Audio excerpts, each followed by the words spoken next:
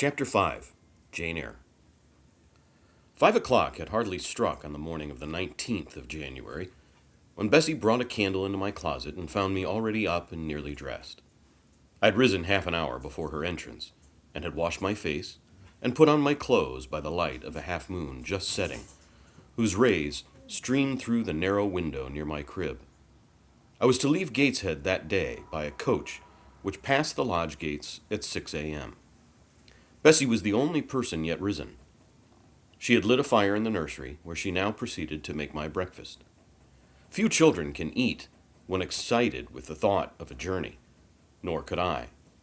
Bessie, having pressed me in vain to take a few spoonfuls of the boiled milk and bread she had prepared for me, wrapped up some biscuits in a paper and put them into my bag. Then she helped me on with my pelisse and bonnet, and wrapping herself in a shawl, she and I left the nursery. As we passed Mrs. Reed's bedroom, she said, "Will you go in and bid Mrs. goodbye?" "No, Bessie. She came to my crib last night when you were gone down to supper, and said I need not disturb her in the morning, or my cousins either. And she told me to remember that she had always been my best friend, and to speak of her and be grateful to her accordingly." "What did you say, miss?" "Nothing. I covered my face with the bedclothes and turned from her to the wall."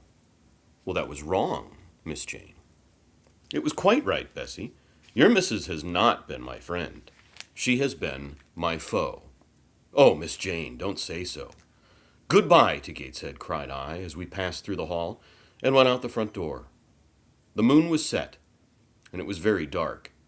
Bessie carried a lantern, whose light glanced on wet steps and gravel road sodden by a recent thaw. You might think of Dickinson's "We Grow Accustomed to the Dark." Raw and chill was the winter morning. My teeth chattered as I hastened down the drive. There was a light in the porter's lodge. When we reached it, we found the porter's wife just kindling her fire. My trunk, which had been carried down the evening before, stood corded at the door. It wanted but a few minutes of 6, and shortly after that hour had struck, the distant roll of wheels announced the coming coach. I went to the door and watched its lamps approach rapidly through the gloom. "Is she going by herself?" asked the porter's wife. "Yes." "And how far is it?" 50 miles. "What a long way! I wonder Mrs. Reed is not afraid to trust her so far alone." I think we all might wonder. The coach drew up. There it was at the gates, with its 4 horses and its top laden with passengers. The guard and coachman loudly urged haste. My trunk was hoisted up. I was taken from Bessie's neck, to which I clung with kisses. "Be sure and take good care of her," cried she to the guard, as he lifted me to the inside. "Aye, aye," was the answer. The door was slapped to. A voice exclaimed, "All right," and on we drove.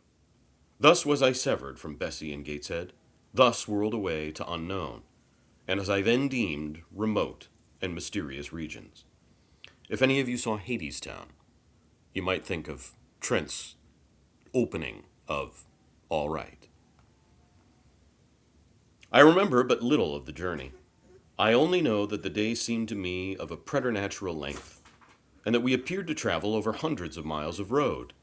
We passed through several towns, and in one, a very large one, the coach stopped. The horses were taken out, and the passengers alighted to dine. I was carried into an inn, where the guard wanted me to have some dinner, but as I had no appetite, he left me in an immense room with a fireplace at each end, a chandelier pendant from the ceiling, and a little red gallery high up against the wall filled with musical instruments. Here I walked about for a long time, feeling very strange, and mortally apprehensive of someone coming in and kidnapping me. For I believed in kidnappers, their exploits having frequently figured in Bessie's fireside chronicles. At last the guard returned. Once more I was stowed away in the coach. My protector mounted his own seat, sounded his hollow horn, and away we rattled over the stony street of L. Blah, blah, blah, blah, blah. The afternoon came on wet and somewhat misty. As it waned into dusk, I began to feel that we were getting very far indeed from Gateshead. We ceased to pass through towns. The country changed. Great gray hills heaved up round the horizon as twilight deepened. We descended a valley, dark with wood, and long after night had overclouded the prospect, I heard a wild wind rushing amongst the trees. So, every trip is a quest except when it's not. Geography matters. Lulled by the sound, I at last dropped asleep. I had not long slumbered when the sudden cessation of motion awoke me. The coach door was open, and a person like a servant was standing at it. I saw her face and dress by the light of the lamps. "Is there a little girl called Jane Eyre here?" she asked. I answered yes, and was then lifted out. My trunk was handed down, and the coach instantly drove away. I was stiff with long sitting, and bewildered with the noise and motion of the coach. Gathering my faculties, I looked about me. Rain, wind, and darkness filled the air. Nevertheless, I dimly discerned a wall before me, and a door open in it. Through this door I passed with my new guide. She shut and locked it behind her, so that crossing the threshold. There was now visible a house, or houses, for the building spread far, with many windows and lights burning in some. We went up a broad, pebbly path, splashing wet, and were admitted at a door. Then the servant led me through a passage into a room with a fire where she left me alone. I stood and warmed my numbed fingers over the blaze. Then I looked round. There was no candle, but the uncertain light from the hearth showed, by intervals, papered walls, carpets, curtains, shining mahogany furniture. It was a parlor, not so spacious or splendid as the drawing-room at Gateshead, but comfortable enough. I was puzzling to make out the subject of a picture on the wall when the door opened and an individual carrying a light entered. Another followed close behind. The first was a tall lady with dark hair, dark eyes, and a pale and large forehead. Her figure was partly enveloped in a shawl. Her countenance was grave, her bearing erect. "The child is very young to be sent alone," said she, putting her candle down on the table. She considered me attentively for a minute or two, then further added, "She had better be put to bed soon. She looks tired." "Are you tired?" she asked, placing her hand on my shoulder. "A little, ma'am." "And hungry, too, no doubt. Let her have some supper before she goes to bed, Miss Miller. Is this the first time you have left your parents to come to school, my little girl?" I explained to her that I had no parents. She inquired how long they had been dead, then how old I was, what was my name, whether I could read, write, and sew a little. Then she touched my cheek gently with her forefinger, and saying she hoped I should be a good child, dismissed me along with Miss Miller. The lady I had left might be about 29. The one who went with me appeared some years younger. The first impressed me by her voice, look, and air. Miss Miller was more ordinary, ruddy in complexion, though of a careworn countenance, hurried in gait and action, like one who had always a multiplicity of tasks on hand.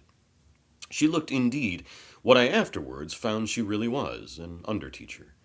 Led by her, I passed from compartment to compartment, from passage to passage of a large and irregular building, till emerging from the total and somewhat dreary silence pervading that portion of the house we had traversed, we came upon the hum of many voices, and presently entered a wide, long room with great deal tables, 2 at each end, on each of which burnt a pair of candles, and seated all round on benches a congregation of girls of every age from 9 or 10 to 20. Seen by the dim light of the dips, their number to me appeared countless, though not in reality exceeding 80. They were uniformly dressed in brown stuff frocks of quaint fashion, and long Holland pinafores. It was the hour of study. They were engaged in conning over their tomorrow's tasks, and the hum I had heard was the combined result of their whispered repetitions. Just a moment. Miss Miller signed to me to sit on a bench near the door. Then walking up to the top of the long room, she cried out, "Monitors, collect the lesson books and put them away." 4 tall girls arose from different tables, and going round, gathered the books and removed them. Miss Miller again gave the word of command. "Monitors, fetch the supper trays." The tall girls went out and returned presently, each bearing a tray, with portions of something, I knew not what, arranged thereon, and a pitcher of water and mug in the middle of each tray. The portions were handed round. Those who liked took a draught of the water, the mug being common to all, so a single mug shared.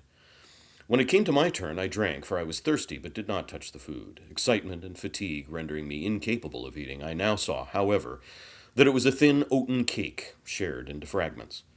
The meal over, prayers were read by Miss Miller, and the classes filed off, 2 and 2, upstairs. Overpowered by this time with weariness, I scarcely noticed what sort of a place the bedroom was, except that, like the schoolroom, I saw it was very long.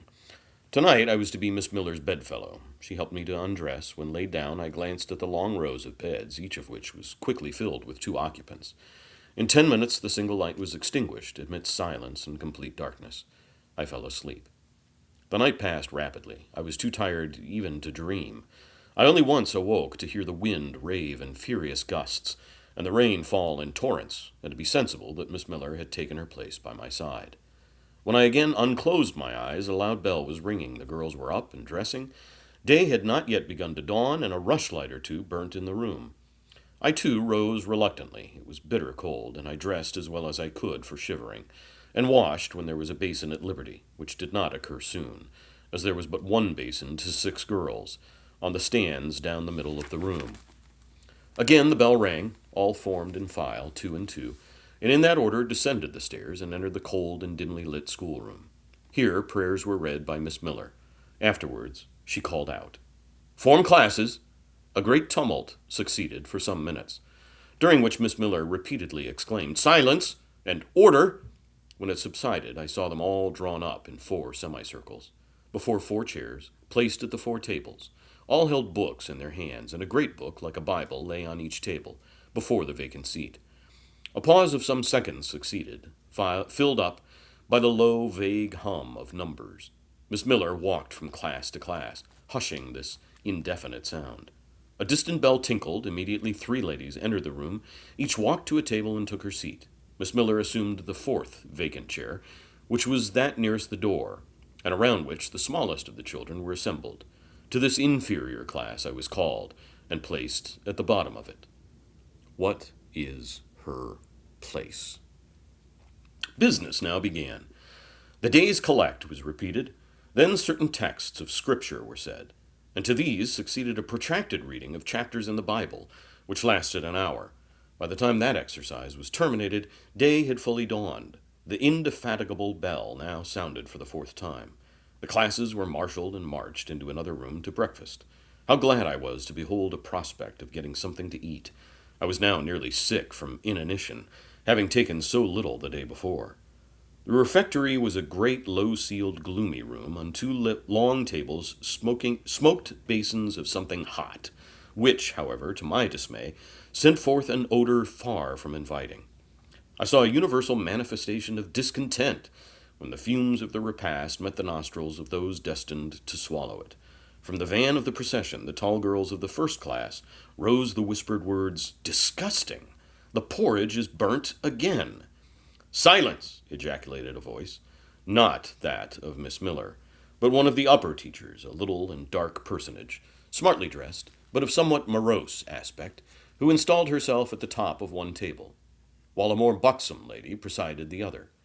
I looked in vain for her. I had first seen the night before. She was not visible. Miss Miller occupied the foot of the table where I sat, and a strange, foreign-looking elderly lady, the French teacher, as I afterwards found, took the corresponding seat at the other board. A long grace was said, and a hymn sung. Then a servant brought in some tea for the teachers, and the meal began. Ravenous, and now very faint, I devoured a spoonful or 2 of my portion, without thinking of its taste. But the first edge of hunger blunted, I perceived I had got in hand a nauseous mess. Burnt porridge is almost as bad as rotten potatoes. Famine itself soon sickens over it. The spoons were moved slowly. I saw each girl taste her food and try to swallow it, but in most cases the effort was soon relinquished. Breakfast was over, and none had breakfasted.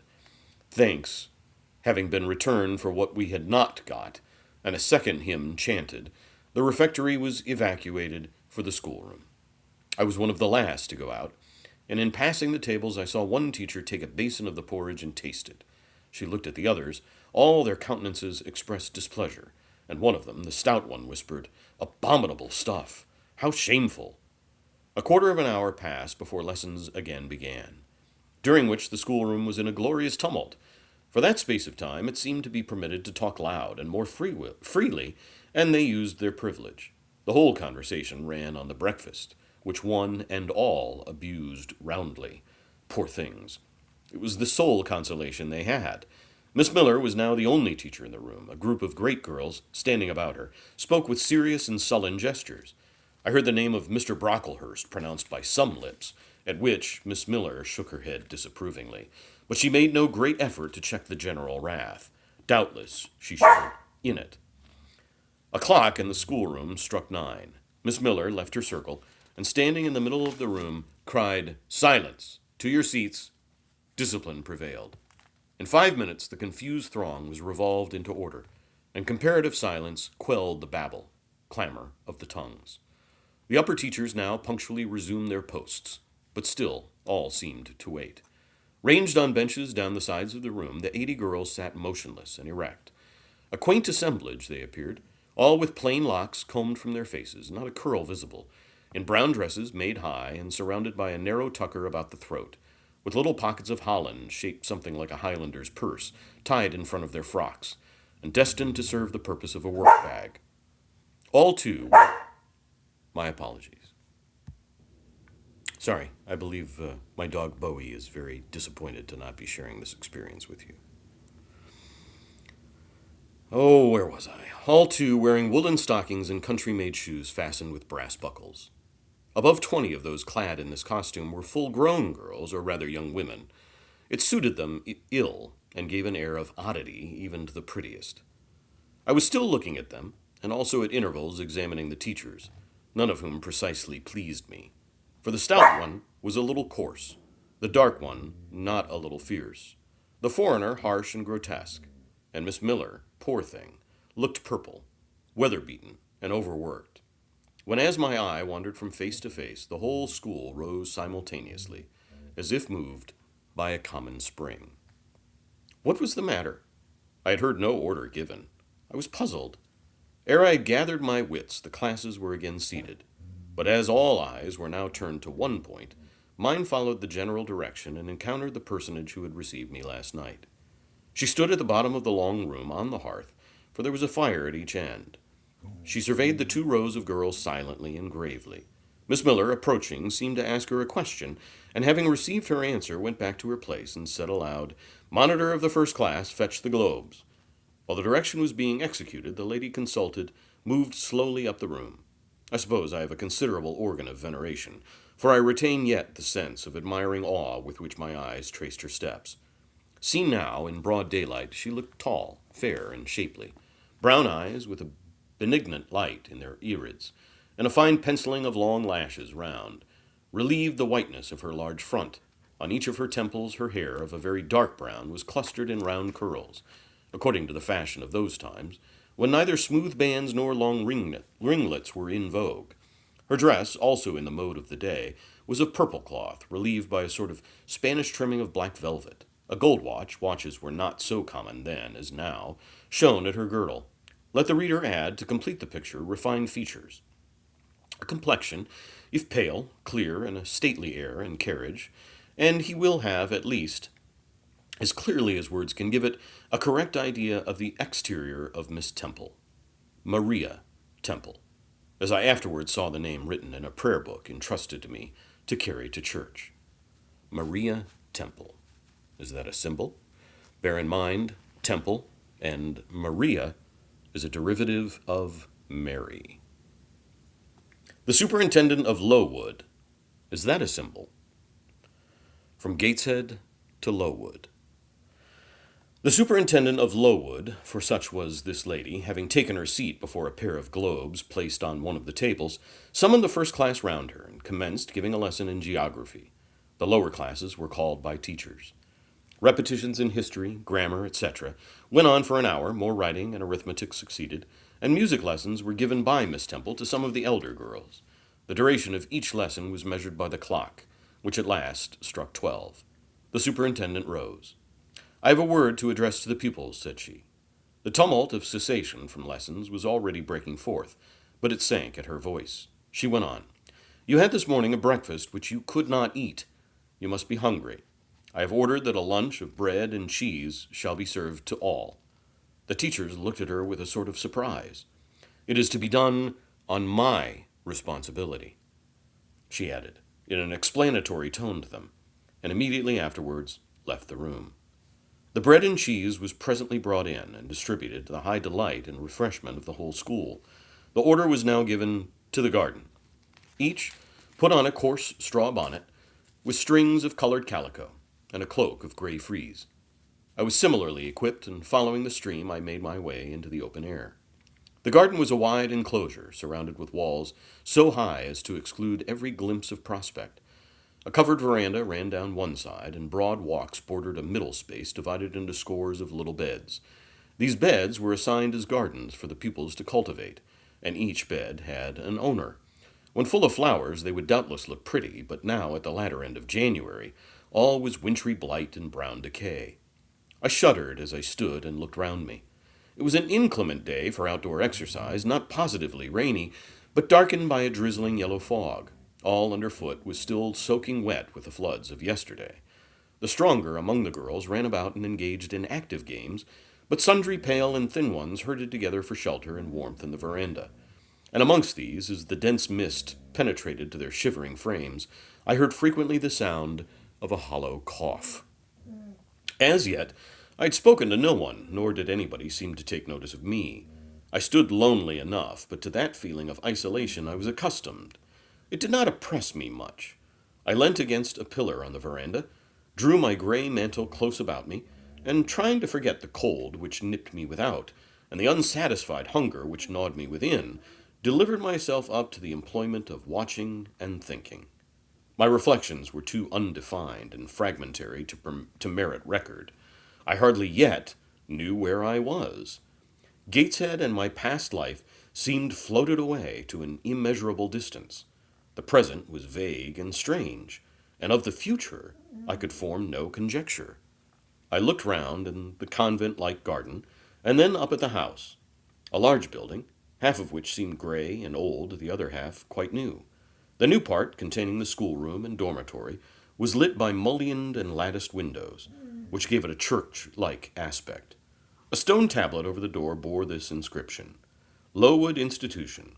This portion was rebuilt A.D. blah blah blah by Naomi Brocklehurst of Brocklehurst Hall in this county. Let your light so shine before men, that they may see your good works, and glorify your Father which is in heaven. St. Matthew, verse 16. That's from the Beatitudes. I read these words over and over again. I felt that an explanation belonged to them, and I was unable fully to penetrate their import. I was still pondering the signification of institution, and endeavoring to make out a connection between the first words and the verse of Scripture, when the sound of a cough close behind me made me turn my head. I saw a girl sitting on a stone bench near. She was bent over a book, on the perusal of which she seemed intent. From where I stood, I could see the title. It was Rasselas, a name that struck me as strange and consequently attractive. In turning a leaf, she happened to look up, and I said to her directly, "Is your book interesting?" I'd already formed the intention of asking her to lend it to me some day. "I like it," she answered, after a pause of a second or two, during which she examined me. "What is it about?" I continued. I hardly know where I found the hardihood thus to open a conversation with a stranger. The step was contrary to my nature and habits. But I think her occupation touched a chord of sympathy somewhere, for I too liked reading, though of a frivolous and childish kind. I could not digest or comprehend the serious or substantial. "You may look at it," replied the girl, offering me the book. I did so. A brief examination convinced me that the contents were less taking than the title. Rasselas looked dull to my trifling taste. I saw nothing about fairies, nothing about genii. No bright variety seemed spread over the closely printed pages. I returned it to her. She received it quietly, and without saying anything, she was about to relapse into her former studious mood. Again, I ventured to disturb her. "Can you tell me what the writing on that stone over the door means? What is Lowood Institution? This house where you are come to live. And why do they call it institution? Is it in any way different from other schools?" "It is partly a charity school. You and I, and all the rest of us, are charity children. I suppose you're an orphan? Are not either your father or your mother dead?" "Both died before I can remember." "Well, all the girls here have lost either one or both parents, and this is called an institution for educating orphans. Do we pay no money? Do they keep us for nothing?" "We pay, or our friends pay, £15 a year for each." "Then why do they call us charity children?" "Because £15 is not enough for board and teaching, and the deficiency is supplied by subscription." "Who subscribes?" "Different benevolent-minded ladies and gentlemen in this neighborhood and in London." Who was Naomi Brocklehurst? The lady who built the new part of this house, as that tablet records, and whose son overlooks and directs everything here. Why? Because he is treasurer and manager of the establishment? Then this house does not belong to that tall lady who wears a watch, who said we were to have some bread and cheese? To Miss Temple? Oh, no, I wish it did. She has to answer to Mr. Brocklehurst for all she does. Mr. Brocklehurst buys all our food and all our clothes. Does he live here? No, 2 miles off at a large hall. Is he a good man? He is a clergyman, and is said to do a great deal of good. Did you say that tall lady was called Miss Temple? Yes. And what are the other teachers called? The one with red cheeks is called Miss Smith. She attends to the work and cuts out, for we make our own clothes, our frocks and pelisses and everything. The little one with black hair is Miss Scatcherd. She teaches history and grammar and hears the second-class repetitions. And the one who wears a shawl and has a pocket handkerchief tied to her side with a yellow riband is Madame Pirot. She comes from Lille in France and teaches French. Do you like the teachers? Well enough. Do you like the little black one and the Madame, I cannot pronounce her name as you do. Miss Scatcherd is hasty. You must take care not to offend her. Madame Pirot is not a bad sort of person, but Miss Temple is the best, isn't she? Miss Temple is very good and very clever. She is above the rest because she knows far more than they do. Have you been long here? 2 years. Are you an orphan? My mother is dead. Are you happy here? You ask rather too many questions. I've given you answers enough for the present. Now, I want to read. But at the moment, the summons sounded for dinner. All re-entered the house. The odor which now filled the refectory was scarcely more appetizing than that which had regaled our nostrils at breakfast. The dinner was served in 2 huge tin-plated vessels, whence rose a strong steam redolent of rancid fat. I found the mess to consist of indifferent potatoes and strange shreds of rusty meat, mixed and cooked together. Of this preparation, a tolerably abundant plateful was apportioned to each pupil. I ate what I could, and wondered within myself whether every day's fare would be like this. After dinner, we immediately adjourned to the schoolroom, lessons recommenced, and were continued till 5 o'clock. The only marked event of the afternoon was that I saw the girl with whom I had conversed in the veranda dismissed in disgrace by Miss Scatcherd from a history class, and sent to stand in the middle of the large schoolroom. The punishment seemed to me in a high degree ignominious, especially for so great a girl. She looked 13 or upwards. I expected she would show signs of great distress and shame, but to my surprise she neither wept nor blushed. Composed, though grave, she stood, the central mark of all eyes. How can she bear it so quietly, so firmly, I asked of myself. Were I in her place, it seems to me I should wish the earth to open and swallow me up. She looks as if she were thinking of something beyond her punishment, beyond her situation, of something not round her, nor before her. I have heard of daydreams. Is she in a daydream now? Her eyes are fixed on the floor, but I am sure they do not see it. Her sight seems turned in, gone down into her heart. She is looking at what she can remember, I believe, not at what is really present.